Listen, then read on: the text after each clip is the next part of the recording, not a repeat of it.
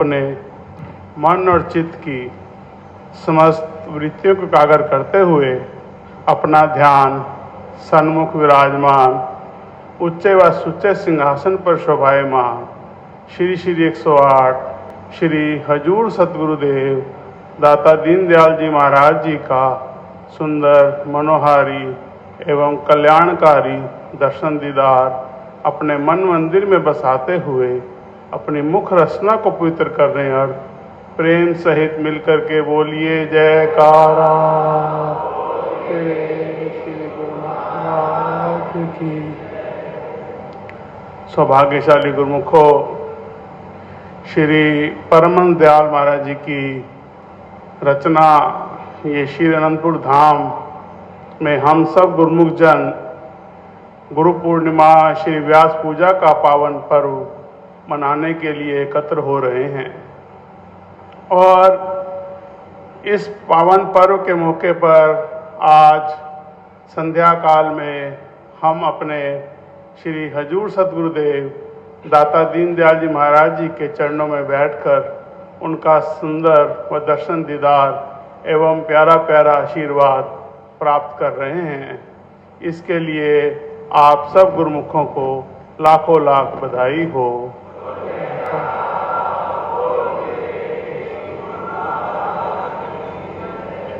ये गुरु पूर्णिमा का पर्व महर्षि वेद व्यास जी के समय से चलता आया है। महर्षि वेद व्यास जी जो कि भगवान विष्णु के स्वरूप थे और उन्होंने ही 4 वेदों के निर्माण किया और महाभारत की रचना भी उन्हीं के द्वारा हुई। महर्षि वेद व्यास जी की पूजन आराधन करते हुए गुरु पूर्णिमा का पावन पर्व तब से हर समय हर युग में मनाया जाता है। हर युग में हर समय जब जब भी धर्म की हानि होती है और धर्म का बढ़ावा मिलता है तो भगवान किसी न किसी रूप में कभी निमित्त अवतार लेकर तो कभी नित्य अवतार लेकर इस धरा धाम पर कृपा फरमाते हैं और ऐसी रचना रचाते हैं कि जिससे कि धर्म की रक्षा हो और जो जिज्ञासु जन होते हैं, जो गुरुमुख जन होते हैं, जो भगत जन होते हैं, जो हर समय भगवान की प्राप्ति में लगे होते हैं, तो उनकी रक्षा के लिए ही कार्रवाई करते हैं और ऐसी कार्रवाई करते हैं कि इंसान जो है अपनी उस आत्म कल्याण का कार्य जो है वो सरलता से कर सकता है। इतिहास साक्षी है, सतयुग में भी भगवान परशुराम के रूप में भगवान ने अवतार लिया, त्रेता युग में श्री रामचंद्र जी के अवतार में अवतार लिया और द्वापर युग में भगवान कृष्ण चंद्र जी महाराज जी के रूप में अवतार लिया। जब जब भी भगवान ने इस धरा धाम के ऊपर अवतार लिया है तो हर कोई हर जीव उनको नहीं पहचान सकता। केवल जिन पर उनकी कृपा होती है या जिसे वो चाहते हैं वही उन्हें पहचान सकता है कि भगवान के रूप हैं। हर एक जीव की बुद्धि ऐसी नहीं हो सकती, ना ही किसी में ऐसा सामर्थ्य है कि जो उनको पहचान सके कि वो भगवान स्वरूप हैं। लेकिन जिस पर उनकी कृपा होती है, जिसे वो उचित समझते हैं, उसे वो ज्ञान चक्षु देते हैं कि जिससे वो पहचान जाता है कि ये भगवान के स्वरूप हैं। इतिहास में आप सब सुनते भी हैं, पढ़ा भी है कि जब त्रेता युग में भगवान श्री रामचंद्र जी ने अवतार लिया तो जिन पर भी उनकी कृपा उतरी और उन्होंने उन्हें पहचान लिया कि भगवान स्वरूप हैं तो वो उनकी सेवा में लग गए और उनकी आज्ञा अनुसार कार्य करने लगे और भक्ति की वो दात, भक्ति की वो अनुपम पूंजी उन्होंने प्राप्त की।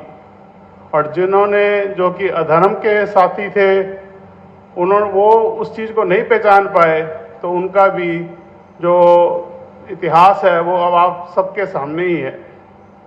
ऐसे ही द्वापर युग में एक ही कुल में पैदा हुए, एक ही गुरु से शिक्षा ली अर्जुन और दुर्योधन ने, लेकिन भगवान श्री कृष्णचंद्र जी महाराज जी को जब भगवान की कृपा उतरी तो अर्जुन ने पहचान लिया और दुर्योधन नहीं पहचान सका।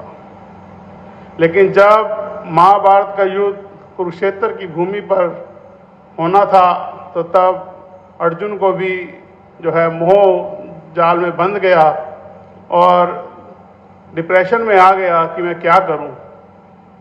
तो भगवान श्री कृष्णचंद्र महाराज जी ने उसे गीता का ज्ञान दिया। गीता का ज्ञान देने पे भी 18 अध्यायों में उन्हें पूरा ज्ञान दिया, लेकिन वो फिर और ही उलझ गया। अंत में उसने भगवान श्री कृष्णचंद्र महाराज जी से विनय की कि भगवान, आप जो बात कहते हैं वो सब सत्य है, लेकिन आपकी हर बात में मैं फिर उलझ गया। तो भगवान कृष्णचंद्र जी महाराज जी ने उसे कहा कि अर्जुन, छोड़ के तू सब मिलते, ले मुझ अकेले की पनाह। तो अर्जुन, मेरा जिम्मा तेरा बेड़ा भव से पार है। कि भगवान कृष्ण जी ने, चंद्र महाराज जी ने अर्जुन को कहा कि तू सब बातें छोड़ और जो मैं कहता हूं वैसे करता चल, तो तेरा जिम्मा है कि तेरा बेड़ा भव से पार अपने आप हो जाएगा। और उसने जब ऐसा किया, जैसे जैसे भगवान कृष्ण महाराज जी उसे कहते गए, बताते गए, करते गए, वो वैसे वैसे करता गया और उसका रिजल्ट भी आप सबके सामने है। ऐसे ही इस घोर कलयुग के अंदर जहां आज अधर्म इतना बढ़ रहा है, आप देखते ही हैं बाहर कि जहां इतना अधर्म बढ़ रहा है कि कोई किसी को देख के खुश नहीं है, जहां काल और माया का इतना पसारा पसर गया है, तो वहां पर भी भगवान जी ने श्री परमहंस अवतार का रूप लेकर इस धराधाम पर कृपा फरमाई और हम सब गुरुमुखों के सामने अपने साक्षात दर्शन देकर हमें अपने दर्शनों से निहाल कर रहे हैं।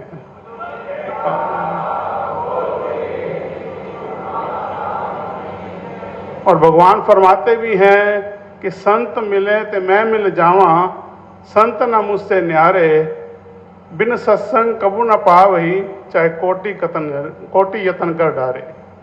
कि अगर संतों महापुरुषों की चरण शरण मिल जाए, उनका सानिध्य मिल जाए, उनके दर्शन हो जाए, तो सब भगवान के दर्शन हो जाते हैं। और ये सब चीज़ें कब प्राप्त होती हैं? भगवान ने रास्ता बना दिया कि सत्संग के द्वारा ही जीव को इस चीज़ का ज्ञान हो सकता है कि जब जीव नित्य प्रति सत्संग में जाएगा, सत्संग के विचारों को अपने अंदर भरेगा, तभी उसके अंदर ये ज्ञान चक्षु आएंगे और तभी वो इस युग में जो परमात्मा ने उतार लिया है उसे पहचान पाएगा। क्योंकि मन तो हमेशा ही धोखा देता है, जीव को हर समय इधर उधर की बातों में गफलत में डाल देता है। लेकिन जब जीव जो है सत्संग की शरण में चला जाता है, संतों की संग में चला जाता है, नित्य प्रति सत्संग को ग्रहण करता है, तो फिर उसके अंदर वो मन की दाल नहीं गलती और जो सद्गुरु की मति है, जो सद्गुरु के वचन है, उस पर असर करते हैं। और हम सब गुरुमुखों के अति भाग्य हैं कि हम अपने भागों की कितनी सराहना करें कि हमें इस घोर कलयुग के अंदर वक़्त के महापुरुषों की चरण शरण, ऐसा ऊंचा सूचा दरबार अनंतपुर धाम प्राप्त हुआ है। ये हम सब गुरुमुखों के ऊपर महापुरुषों की अति कृपा है, उस भगवान की कृपा है। और वो हमें क्या नित्य प्रति बताते हैं कि खाओ पियो खुशियां मनाओ, पर बात न भूलो एक, श्री आरती पूजा सेवा सत्संग सुमन और ध्यान नित्य करो, चाहे बाधा पड़े अनेक। ये 5 नियमों की निधि हमारे आराध्य देव, जगत वंदनीय, दिलों के बादशाह श्री परमहंस अवतार श्री श्री 108 श्री पंचम पातशाही महाराज जी ने हम सब गुरुमुखों के लिए बनाए हैं। और आप सब गुरुमुखों का ये अनुभव भी है कि जो भी नित्य प्रति इन नियमों को श्रद्धा और भाव से करता है, इन पर आचरण करता है, इसे अमल में लाता है, तो वो अपने अंदर ही कितनी खुशियां और कितना आनंद अनुभव करता है। जब हम श्री आरती पूजा में एक एक शब्द को पर ध्यान दे के बोलते हैं, उच्चारण करते हैं, तो कितनी शक्ति अपने अंदर भरते हैं, ये आप सब गुरुमुखों का अनुभव है ही। और ऐसे ही जो गुरु दरबार के 5 नियम हैं, सेवा है, सत्संग है, सुमरण है और ध्यान है, इन नियमों को जब भी हम श्रद्धा पूर्वक बड़े भाव से पूर्ण समर्पण के साथ करते हैं तो हमें वो खुशी मिलती है, वो आनंद मिलता है जिसके लिए सारी दुनिया जो है मारी मारी फिरती है, लेकिन वो केवल हम गुरुमुखों को ही नसीब में होता है। और आजकल के वक़्त को देखते हुए जो हमारे हजूर सतगुरुदेव महाराज जी ने श्री परमहंस दयाल महाराज जी की आज्ञा अनुसार हमें 2 घंटे भजन का नियम फरमाया है कि 5 नियम करते हुए उसके साथ 2 घंटे भजन करना अनिवार्य है। जो भी श्री अनंतपुर दरबार का अनुयायी है, जिसने भी श्री अनंतपुर दरबार से नाम लिया हुआ है, उसके लिए 2 घंटे भजन करना अनिवार्य है। और जो भी गुरुमुख जन इन 2 घंटे भजन का नियम आज्ञा अनुसार श्रद्धा पूर्वक पालन करते हैं तो हमारे श्री सतगुरुदेव महाराज जी ने उसका बेड़ा अपने हाथ में ले रखा है कि उसका निस्तार तो होना ही होना है। लेकिन कब? जब हम महापुरुषों की आज्ञा और मौज को श्रद्धा पूर्वक, भावना पूर्वक और बड़े ही निष्ठा के साथ नित्य प्रतिपालन करेंगे। तो हम सब गुरुमुख जन गुरु पूर्णिमा के इस त्यौहार पे आए हुए हैं और श्री सतगुरुदेव महाराज जी का हमारे लिए हुक्म भी यही है कि हमें नित्य प्रति उनका पूजन आराधन करना है और उनके वचनों की पालना करनी है। तो हम सब गुरुमुख जनों का ये धर्म बन जाता है, एक कर्तव्य बन जाता है कि महापुरुषों की जो आज्ञा है, जो हुक्म है, हमें जो भी उनके सानिध्य में आ रहा है, उनके नज़दीक पहुंचता है, तो उसे श्री सतगुरुदेव महाराज ये वचन फरमाते हैं कि भाई बताओ 2 घंटे भजन कर।